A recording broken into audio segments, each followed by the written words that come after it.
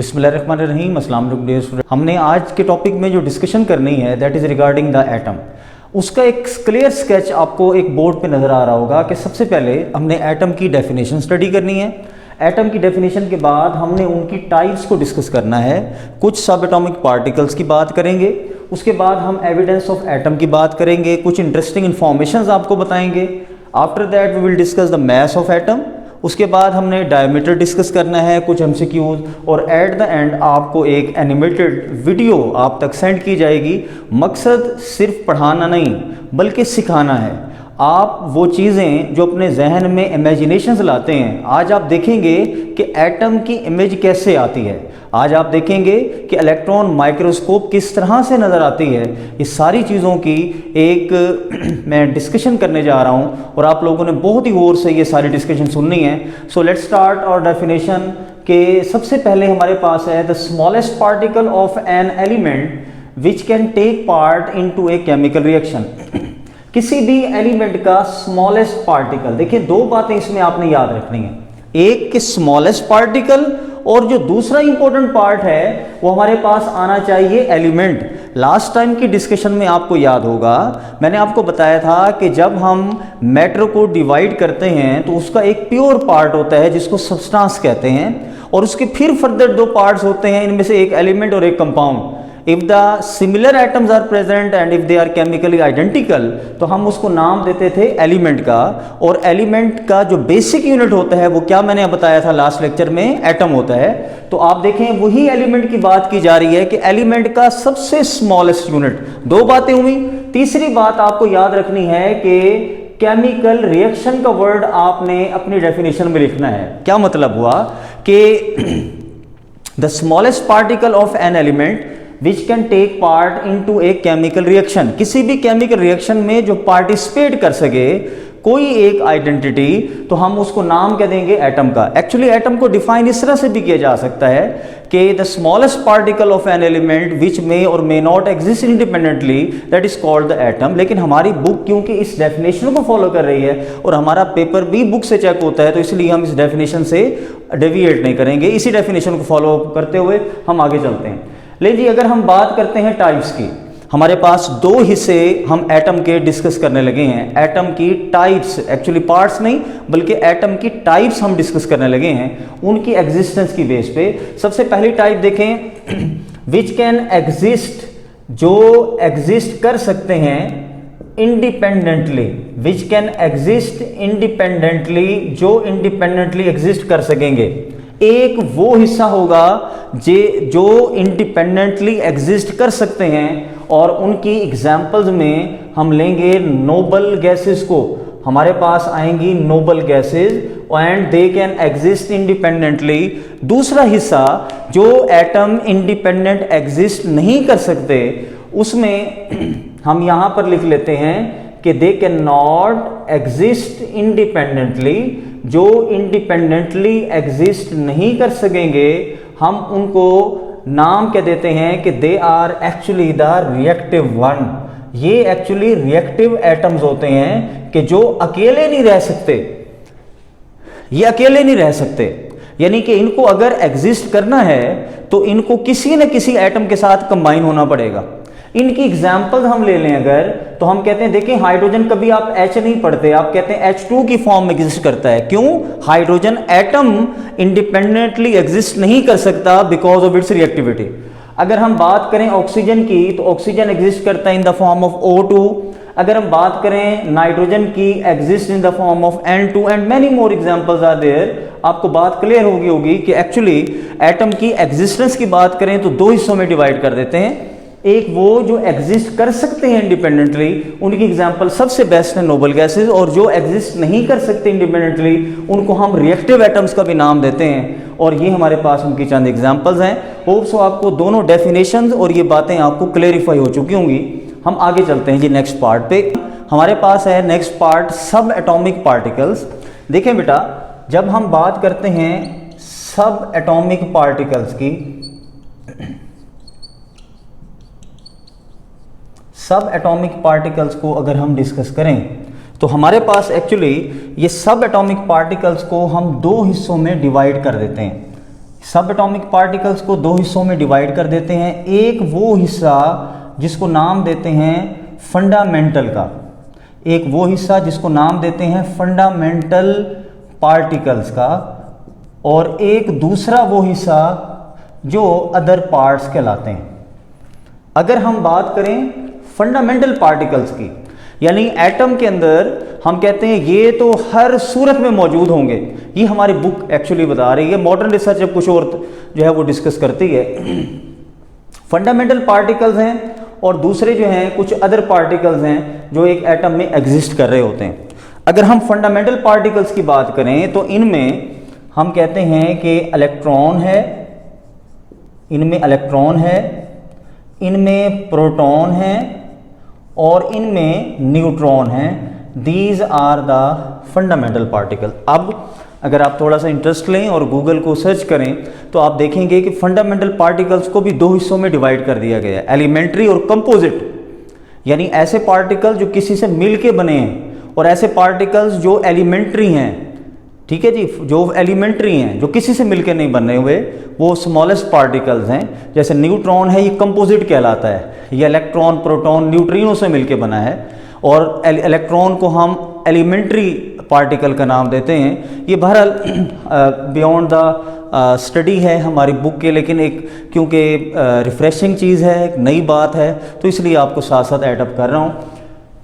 सब atomic particles को दो हिस्सों में डिवाइड किया, fundamental particles, electron proton neutron और दूसरे कुछ पार्टिकल्स हैं। अब यहाँ पर हमारी बुक बताती है कि मोर देन 100 सब एटॉमिक पार्टिकल्स, मोर देन 100 सब एटॉमिक पार्टिकल्स हैं, मोर देन 100 सब एटॉमिक पार्टिकल्स हैं। अब इनकी एग्जाम्पल जो हमारे पास गिवन है, जैसे हाइप्रोन है, जैसे न्यूट्रिनो है, जैसे एंटी न्यूट्रिनो है, ये तो वो हैं जो हमारे पास बुक में गिवन है। एक्चुअली बहुत से पार्टिकल्स हैं जो एग्जिस्ट करते हैं, जैसे क्वार्क्स है, पाई मिजोन है, एंटी प्रोटॉन है, एंटी इलेक्ट्रॉन है, एंटी न्यूट्रिनो है, टॉ है। ये सारे वो पार्टिकल्स हैं जो इन फंडामेंटल पार्टिकल्स के अलावा है।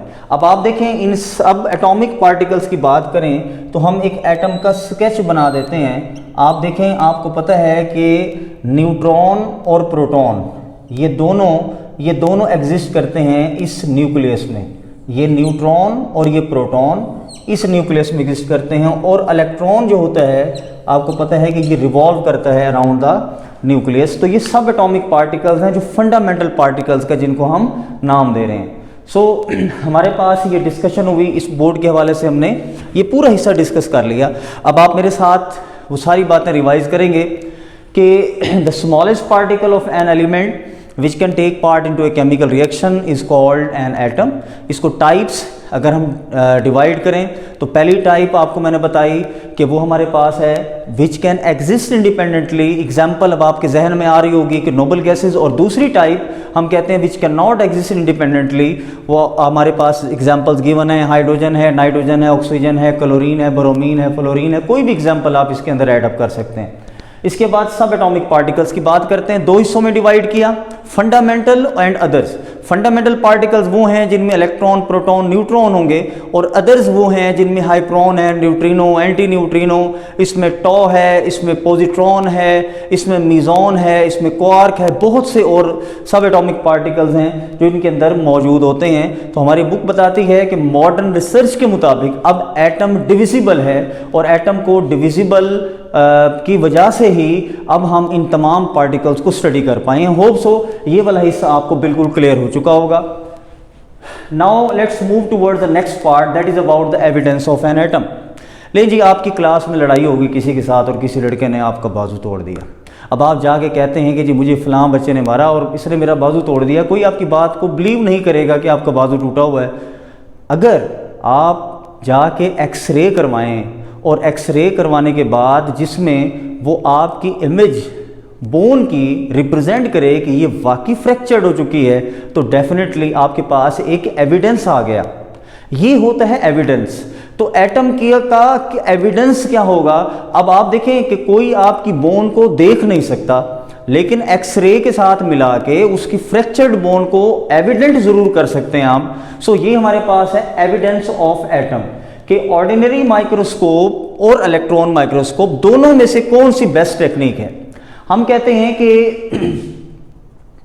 ये हमारे पास है कि ये कैन नॉट बी यूज्ड, आप इसको यूज नहीं कर सकते टू एविडेंट एन एटम। आप किसी भी एटम को एविडेंट एन एटम, इसको एविडेंट करने के लिए आप इसको यूज नहीं कर सकते। रीजन क्या है? क्योंकि ये क्या यूज करती है? Use the ordinary light. Ordinary light, ये जो आम लाइट है, इलेक्ट्रॉन माइक्रोस्कोप तो इलेक्ट्रॉन बीम यूज करेगी ना, इसने क्या यूज करना है? ऑर्डिनरी लाइट यूज करनी है। और इसकी जो रेंज है वो रेंज कितनी है? इसकी जो रेंज है, इसकी रेंज है अप टू 500 नैनोमीटर। इसकी रेंज है अप टू 500 नैनोमीटर। और ये बात याद रख लें कि 1 nanometre is equal to 10⁻⁻⁹ metre, इसके इक्वल होता है 1 नैनोमीटर। सो ये हम कह सकते हैं कि ये क्या यूज करती है? Ordinary light. ऑर्डिनरी माइक्रोस्कोप ने क्या यूज करना है? Ordinary light. और आप ये याद रख लें कि अगर कोई भी किसी भी एटम का रेडियस या डायामीटर इस रेंज से कम होगा, उसको आप नहीं देख सकते। ठीक है जी। तो अगर हम इलेक्ट्रॉन माइक्रोस्कोप की बात करें तो ये हम कहते हैं इलेक्ट्रॉन माइक्रोस्कोप ये यूज करती है electron beam. Use the electron beam, इसने यूज करना है इलेक्ट्रॉन बीम को एटम को एविडेंट करने के लिए कि एटम एग्जिस्ट करता है। ये कैसे पता लगेगा? क्योंकि इसने इलेक्ट्रॉन बीम को यूज करना है। और उसकी एग्जाम्पल हमारे पास बुक में गिवन है। एग्जाम्पल आपके पास गिवन है, आप बुक में अभी आपके स्क्रीन पे एक इमेज भी आएगा और इसमें लेयर्स ऑफ एटम्स जो हैं ये इस तरह से ये नज़र आते हैं। ये आपको ये हमारे पास बुक का एक इमेज है जो मैं यहाँ पे ड्रॉ कर रहा हूँ। ये ग्रेफाइट का एक इमेज है जो हमारे पास गिवन है। बहरहाल आपको एक इमेज अपनी स्क्रीन पे नज़र आ रहा होगा और वहाँ पर आपको पता लग रहा होगा कि ये एटम लेयर फॉर्म में कार्बन एटम एग्जिस्ट करते हैं। इसमें आप देखें दो चीज़ें बड़ी क्लियर हो रही हैं आपको। एक तो ये पता लग रहा है कि ये जो ग्रेफाइट है ये एटम्स पे मुश्तमिल है, और दूसरी बात आपको पता लग रही है कि ये जो ग्रेफाइट है ये लेयर्ड है। ये लेयर्ड है ग्रेफाइट, इसमें एटम्स लेयर की फॉर्म में एग्जिस्ट कर रही हैं। अब आते हैं जी नेक्स्ट पॉइंट पे आ जाएं। कुछ इंटरेस्टिंग इंफॉर्मेशन बताएं आपको। देखें एक डॉट जो है, एक सिंगल डॉट, इसमें 2 मिलियन एटम्स होते हैं जी। 2 मिलियन एटम्स। अब आप देखें 1 मिलियन जो होता है ना, 1 मिलियन ये होता है 10 lakhs के इक्वल। ये 10 lakhs के इक्वल होता है। ठीक है जी, 10 lakhs के इक्वल होता है। और ये होता है 10⁻⁶, 1 मिलियन। यानी एक सिंगल डॉट में 2 मिलियन ऑफ एटम्स होते हैं। अगर हम एक सांस लेते हैं ना, जब एक डीप सांस लें जी, आप भी मेरे साथ डीप ब्रीथ लें जी। ये देखें, ये हमने सांस लिया। एक्चुअली हमने 1 लीटर जो है ऑक्सीजन जो है वो अंदर ले गए हैं, एयर ले गए हैं, और 10⁻22 एटम्स आप ले जा चुके हैं free of cost. This is the beauty of the nature कि हमने एक सांस में, एक डीप ब्रीथ में 10⁻22 एटम्स जो है वो यूज कर लिए। ठीक है। एक सेल की बात करें, एक सेल जो एक नॉर्मल ह्यूमन सेल होता है, एक सेल में 100 ट्रिलियन, 1 ट्रिलियन का मतलब होता है 1 करोड़। ठीक है जी। तो हमारे पास 100 ट्रिलियन एटम्स होते हैं, किसमें? एक सिंगल सेल में। तो आप अंदाज़ा लगा सकते हैं कि एक एटम कितना स्मॉलेस्ट होता है। अगर हम एक एटम को मैग्नीफाई करें और वो फुटबॉल के ग्राउंड जितना हो जाए एक एटम, तो उसके अंदर न्यूक्लियस ऐसा होगा जैसे एक मटर का दाना रखा हुआ है। अगर आप उस ग्राउंड के दरमियान में एक मटर का दाना रख दें तो वो न्यूक्लियस होगा उस पूरे ग्राउंड का। आप अंदाज़ा लगा सकते हैं एटम के साइज़ और न्यूक्लियस के साइज़ को। कुछ इंटरेस्टिंग इन्फॉर्मेशन मैंने आपको बताया था, वो मैंने आपको रेलिवेंट बताई। लिखी एग्जाम्पल सिर्फ बुक वाले, लेकिन कुछ इंटरेस्टिंग इन्फॉर्मेशन आप तक मैंने डिलीवर कर दी। अब आते हैं जी मैस ऑफ एन एटम की तरफ। मैसेस की जो रेंज है वो 10 raise to the power -27 to 10 raise to the power -25 kilograms तक है। ये हमारे पास है एटम के मैस की रेंज है ये। अगर हम इसको AMU में कन्वर्ट करें तो हम कहते हैं 1 AMU एटॉमिक मैस यूनिट। पूरा प्रॉपर आपको एक्सप्लेन करेंगे इंशाल्लाह नेक्स्ट लेक्चर में। 1 AMU क्या चीज़ होती है? Atomic mass unit is equal to 1.66 into 10 raise to the power -27 kilograms. अगर मैं इसको ग्राम्स में कन्वर्ट कर दूं, आपको पता है कि 1 kilogram is equal to 10 raise to the power 3 grams is equal to 10 raise to the power 6 milligrams. हम इजीली कन्वर्ट कर सकते हैं कि 1.66 10 raise to the power -27 kilograms और 1.66 into 10 raise to the power -24 grams, या 1.66 into 10 raise to the power -21 milligrams. लेकिन जी inter convertible होगी बातें, यहीं पे नहीं रहना सिर्फ किलोग्राम्स का पता है हमें, हमने आगे भी बढ़ना है। हमने तमाम चीज़ों को कवर अप करना है कि सिर्फ हमने FSC बेस्ड जो है वो ना तो पढ़ाना है और ना ही पढ़ना है, हमने इसको एक्सटेंड करना है, अभी से अपने विजन को ब्रॉड करना। अभी तो स्टार्टिंग है, बहुत सी चीज़ें आप देखेंगे, ऐसे ज़बरदस्त पॉइंट आपको पता लगेंगे, ऐसे ट्रिक्स आपको पता लगेंगे कि यहाँ आपके FSC का एग्ज़ाम कंप्लीट होगा और साथ ही आप लोग एंट्री टेस्ट के हवाले से अपने आप को वेल प्रिपेयर्ड देखेंगे। उसी की एक एग्जांपल मैंने आपको छोटी सी बताई कि 1 AMU atomic mass unit is equal to 1.66 10 raise to the power -27 kilogram, 1.66 10 raise to the power -24 grams, या 1.66 10 टू द पावर -21 मिलीग्राम्स के इक्वल होगा। लेकिन ये वाला हिस्सा भी कंप्लीट हो गया। तो बात दोबारा आपको रिपीट कर देता हूँ। एविडेंस ऑफ एटम, एटम का एविडेंस आपने अक्सर देखा होगा कि बाज़ारों में जाएं, एक बंदा आपसे मांग रहा होता है कि अल्लाह के नाम पे दे दे बाबा, आपको शायद इतना तरस नहीं आता। आपने अक्सर देखा होगा कि कुछ लोग जो है वो अपना बाजू संभाल कर साथ एक्सरे लेके फिर रहे होते हैं, और जिनके दिल में जो है वो रहम होता है, जो इन चीज़ों को कंसीडर करते हैं, तो वो शायद अगर उसको ना देखें तो उसके एक्सरे को देख के ज़रूर उसको दे रहे होते हैं। तो वो एक एविडेंस है एक्चुअली। मैंने आपको एक सिंपल सी एग्जांपल अभी बताई थी कि किसी भी एटम के एविडेंस की बात करें तो ऑर्डिनरी माइक्रोस्कोप या इलेक्ट्रॉन माइक्रोस्कोप, दोनों में से चॉइस करनी है कौन सी टेक्निक बेस्ट है। हमने कहा ये रिजेक्टेड है, इससे नहीं आप एटम देख सकते। रीज़न क्या है कि एटम इतना स्मॉल है कि उसका जो डायमीटर है, हम पढ़ेंगे अभी, वो 0.2 नैनोमीटर है, जबकि जो लिमिट है वो कितनी है 500 नैनोमीटर। तो 500 नैनोमीटर से बिलो कोई भी चीज़ होगी आप उसको एविडेंट नहीं कर सकते, नहीं देख सकते, ऑब्जर्व नहीं कर सकते। इसलिए ऑर्डिनरी लाइट की जो वेवलेंथ की रेंज होती है तो 400 से 750 नैनोमीटर के दरमियान में है, और वो किस रेंज को कवर कर सकती है, मैक्सिमम जो रेंज है वो 500 नैनोमीटर तक कोई चीज़ ऑब्जेक्ट होगा तो उसको देख सकती है, उससे बिलो वो ऑर्डिनरी माइक्रोस्कोप उसको विजिबिलिटी नहीं हो सकती। आगे चलते हैं जी।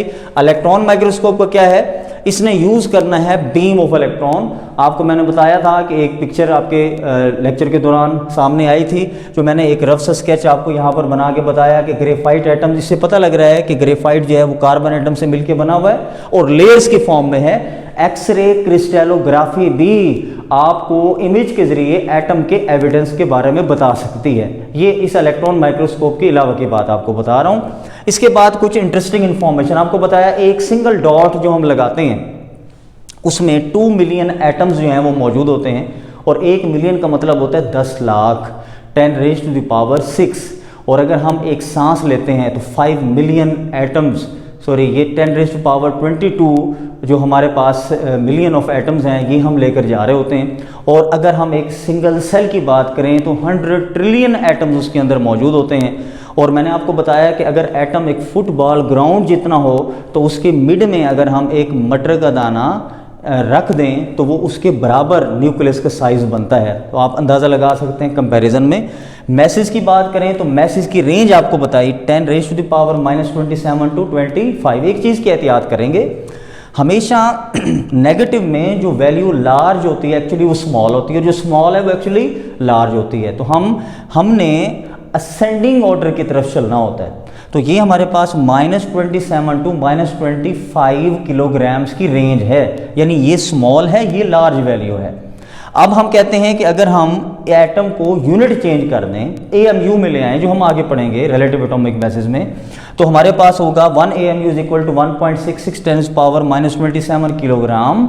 अगर हम इसको कन्वर्ट करें ग्राम्स में तो 1 kg = 10⁻³ ग्राम्स, -3 कर दें आपके पास 24 आ जाएगा। इसमें से मज़ीद आप अगर यहाँ पे मिलीग्राम्स में कन्वर्ट कर देते हैं तो ये -21 आ जाएगा। इस तरह से हम इंटर कन्वर्ट कर सकते हैं डिफरेंट यूनिट्स में। अच्छा जी, नेक्स्ट हमारे पास पॉइंट है डायमीटर ऑफ एटम। हम कहते हैं ये बात है लेट 20th सेंचुरी की। ये पॉइंट हमारे पास है लेट 20th सेंचुरी का। अगर 20th सेंचुरी की बात करते हैं तो फिर इसमें हमारे पास नाम आता है जिस एनालिसिस का, वो है एक्स-रे एनालिसिस। एक्स-रे एनालिसिस या एक्स-रे टेक्निक के ज़रिए एटम का डायमीटर पता लगा। और डायमीटर ऑफ एटम कितना है? डायमीटर है 0.2 नैनोमीटर। हम इसको लिख सकते हैं 0.2 × 10⁻⁻⁹ मीटर। हम इसको लिख सकते हैं 2 × 10⁻⁻10 मीटर। रीज़न क्या है? आप लोगों ने अभी ये डिस्कशन देख ली थी कि 1 नैनोमीटर = होता है 10⁻⁹ मीटर, इसके इक्वल होता है। तो ये तो बात होगी जी डायमीटर की। अच्छा, अब मैं आपको एक बात क्लियर करूँ एटम के हवाले से। अब हम ये हमेशा समझते आए थे कि किसी भी सर्कल का ये जो हिस्सा होता है this is called the diameter. ठीक है, ये डायमीटर। लेकिन एटम के लिए ये डायमीटर नहीं कंसीडर होगा। ये नॉट फॉर एटम, ये एटम के लिए कंसीडर नहीं होगा। ये वाला डायमीटर एटम के लिए कंसीडर नहीं होगा। रीज़न क्या है? एटम के लिए क्या कंसीडर होगा? देखिए बेटा, एटम के लिए कंसीडर ये होगा कि अगर हमारे पास ये 2 एटम्स हैं, लाइक ये 2 एटम्स हैं, इनके रेडियाई के दरमियान में ये जो डिस्टेंस होगा ये वाला, this is called the atomic diameter. इसको नाम देते होते हैं एटॉमिक डायमीटर का। तो आपको ये क्लैरिटी मिल गई कि डायमीटर एक्चुअली ये नहीं होगा, एटम के लिए ये डायमीटर नहीं होगा, बल्कि क्या होगा? Atomic diameter. ये मैंने आपको बता दिया। अभी हमारे पास एक MCQ है, इस पॉइंट को हम डिस्कस करते हैं। The size of an atom is, एक एटम के साइज की बात करें तो वो क्या होगा? 0.2 nanometre, option beta 2 × 10⁻⁻10 metre, option charlie both A and B, and option delta is 0.1 nanometre. तो जब हम बात करते हैं साइज की, तो स्टूडेंट्स जो है अगर इस MCQ को पढ़ते हैं तो सबसे पहला जो उनका आंसर होता है, अब आप भी सोच लें अपने ज़हन में कि आप क्या आंसर करेंगे। अब आप जो आंसर करते हैं मैक्सिमम आप समझते हैं कि शायद टीचर ने ये दिया होगा कि 0.2, ये जो मैं आपको ऊपर वैल्यूज़ बता गया, ये दोनों वैल्यूज़ इसके अंदर शामिल हैं। ठीक है, तो करेक्ट ऑप्शन कौन सा बना आपके मुताबिक? करेक्ट ऑप्शन बना हमारे पास चार्ली, आपके मुताबिक। लेकिन मैं जो इंक्लूड करूंगा आंसर वो होगा डेल्टा, वो डेल्टा आंसर होगा। रीज़न क्या है? डेल्टा आंसर की रीज़न क्या है? रीज़न ये है कि देखें बेटा, साइज ऑफ एटम, एटम का जो साइज होता है this is equal to the radius of atom. ये हमेशा एटम के रेडियस को कहते हैं। Size of atom is actually the radius of atom, और एटम का जो रेडियस होगा वो क्या होता है, d/2 होता है। देखें ये वाला हिस्सा होता है रेडियस, और रेडियस इज इक्वल टू होता है d/2, यानी 0.2/2 that is equal to 0.1 nanometre. ये हमारे पास देखें ये आंसर आ जाएगा। तो ये हमने MCQ भी इसका सॉल्व कर लिया, और डायमीटर के हवाले से भी हमने ये बात डिस्कस कर ली। ये हमारा पॉइंट हो गया जी कंप्लीट। अभी एक छोटी सी एक क्विक रिवीजन हम देख लेते हैं आज के पूरे लेक्चर की। देखिए हमने सबसे पहले क्या बात पढ़ी, the smallest particle of an element which can take part into a chemical reaction. मैंने कहा था 3 चीज़ें ध्यान में रखनी है। एक स्मॉलेस्ट पार्टिकल किसका, एलिमेंट का, किसमें टेक पार्ट कर सकता है केमिकल रिएक्शन में। इसको हमने 2 हिस्सों में डिवाइड किया इसकी एग्जिस्टेंस की बेस पे। विच कैन एग्जिस्ट इंडिपेंडेंटली, तो हमने उनको नाम दिया नोबल गैसेस का, और जो इंडिपेंडेंटली एग्जिस्ट नहीं कर सकते उनको नाम दिया हमने कि रिएक्टिव एटम्स होते हैं, लाइक कोई भी डाई, ट्राई, टेट्राएटॉमिक वो हो सकते हैं। अब सब एटॉमिक पार्टिकल्स की बात करें तो सब एटॉमिक पार्टिकल्स को 2 हिस्सों में डिवाइड किया। फंडामेंटल पार्टिकल जो हर एटम में होंगे, यानी इलेक्ट्रॉन, प्रोटॉन, न्यूट्रॉन, एक अलग बहस है कि ये इसमें क्या है, इसमें एम्बिगुइटी है ज़्यादा, और अगर हम किसी भी चीज़ की एक्सप्लेनेशन में जाएँ तो बहुत डेप्थ तो बहुत है, लेकिन हम यहाँ पर जस्ट उसी बात को करेंगे जो अभी आपके लिए इनिशियल चीज़ें रिक्वायर्ड हैं। तो अभी क्योंकि आप बच्चे हैं तो फिर बच्चों वाली चीज़ें थोड़ी थोड़ी बताएंगे, जब आप बड़े हो जाएंगे फिर आपको बड़ी बड़ी चीज़ें बताएंगे। तो फंडामेंटल पार्टिकल्स की बात करें तो हमारे पास हैं इलेक्ट्रॉन, प्रोटॉन, न्यूट्रॉन, और जो अदर्स हैं नॉन फंडामेंटल पार्टिकल, उनमें more than sub atomic particle हैं, like neutrino, anti neutrino, hyperon and many other particles are also present. उसके बाद हमारे पास है एविडेंस ऑफ एटम। एटम के एविडेंस की बात करें तो वो 2 तरह से हम कहते हैं हमारे पास ऑप्शंस हैं, क्या ऑर्डिनरी माइक्रोस्कोप है या इलेक्ट्रॉन माइक्रोस्कोप है। ऑर्डिनरी माइक्रोस्कोप की बात करें तो हमने कहा जी ये रिकमेंडेड टेक्निक नहीं है, क्योंकि इसकी रेंज कितनी है, अप टू 500 नैनोमीटर, और 500 नैनोमीटर वाली जो रेंज है वो हमारे पास सूटेबल नहीं है। रीज़न आपने देख लिया कि एटम का डायमीटर ही 0.2 नैनोमीटर है, तो जो भी लाइट जिसकी वेवलेंथ एटम के डायमीटर से कम होगी वही उसको जो है वो हम देख सकते हैं, और जिसकी वेवलेंथ एटम के डायमीटर से ज़्यादा होगी आप उस ऑब्जेक्ट को, उस एटम को नहीं देख सकते। तो सबसे बेस्ट ऑप्शन क्या है, इलेक्ट्रॉन माइक्रोस्कोप। इलेक्ट्रॉन माइक्रोस्कोप मैंने आपको बताया था, एट द एंड आपकी एनिमेशन दिखाई जाएगी जिसमें आप इलेक्ट्रॉन माइक्रोस्कोप को देखेंगे। और ये जो है डायग्राम, ये मैंने आपको लेक्चर के दौरान आपको बताया था, आपकी स्क्रीन पे अपेयर हो रही होगी, और उसमें आप जो है वो इसको स्टडी आपने लोगों ने कर लिया होगा। इसमें 2 बातें हमें क्लियर होती हैं कि एटम लेयर्स के फॉर्म में हैं और एटम्स की कनेक्टिविटी क्या है। इसके बाद आते हैं इंटरेस्टिंग इन्फॉर्मेशन। आपको बताया कि एक डॉट में 2 मिलियन एटम्स, और 1 मिलियन में आपको बताया 10 लाख होते हैं। उसके बाद हमारे पास मैसेज की बात की तो 27 to 25 किलोग्राम्स की रेंज, मुख्तलिफ इंटर कन्वर्जन आपको बताएं। 1 AMU is equal to 1.66 10⁻⁻27 gram, 1 kilogram 10⁻³ हम यहाँ से इसमें से कम कर देंगे, वैल्यू 24 हो जाएगी। और फिर अगेन देखें 10⁻6 है तो हम इसमें से 6 को कम कर देंगे तो 21 हमारे पास बनेगी मिलीग्राम्स में। इंटर कन्वर्जन भी पढ़ी। अभी फिर हमने ये देखा कि एटम का डायमीटर देखें तो लेट 20th सेंचुरी की बात है, जब एक्सरे एनालिसिस किया जाता है और उसमें डायमीटर आता है 0.2 nanometre, and this is equal to 0.2 × 10⁻⁻10 metre -9 metre, या 2 × 10⁻⁻10 मीटर। और ये मैंने आपको बताया कि एटम के लिए अगर हम देखें जैसे सर्कल का डायमीटर होता है वैसा नहीं होता। एटम के लिए एटॉमिक डायमीटर होता है जब 2 होमो एटॉमिक एटम्स, एक जैसे एटम्स, इनके दरमियान में, न्यूक्लियाई के दरमियान में जो डिस्टेंस होता है वो एटॉमिक डायमीटर कहलाता है।